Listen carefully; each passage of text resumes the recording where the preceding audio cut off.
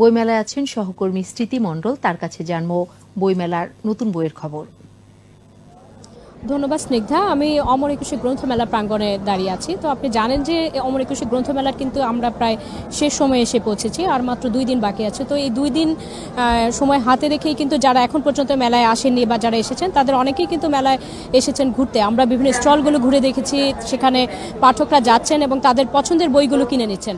তো আমরা যে বিষয়টি দেখেছি যে এবার বইমেলায় নতুন লেখকদের অনেক বেশি বই এসেছে। তো আমাদের সাথে উপস্থিত আছেন 2 জন নতুন লেখক, আমরা তাদের সাথে একটু কথা বলবো।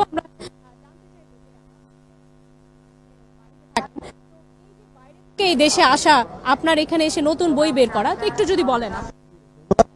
42 পর্বের একটা প্রবন্ধ, যেটা আমি ম্যানার এবং স্কিল ডেভেলপমেন্টের জন্য যে বিষয়গুলো এবং কালচার এবং বিশেষ করে জাতির পিতা বঙ্গবন্ধু শেখ মুজিবুর রহমানের যে স্বপ্নের সোনার বাংলাদেশ বিনির্মাণের প্রয়াস এবং জননেত্রী প্রধানমন্ত্রীর যে ডিজিটাল বাংলাদেশ গড়ার প্রত্যাশা, সেটা কিভাবে আমরা এগিয়ে নিয়ে যেতে পারি, কতটুকু শ্রদ্ধাশীল বাংলাদেশের প্রতি হলে, দেশের প্রতি হলে, দেশের তো বোধ হলে আমরা এগিয়ে নিয়ে যেতে পারবো, এটাই মূলত ফুটিয়ে তোলানো হয়েছে।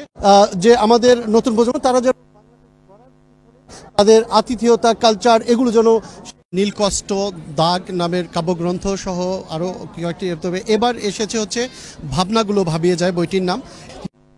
ধন্যবাদ আপনাকে। তো আমাদের সাথে আরো একজন লেখক উপস্থিত।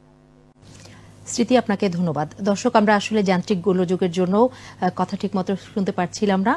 পরবর্তীতে আমরা আবারও চেষ্টা করব। সময় হলো।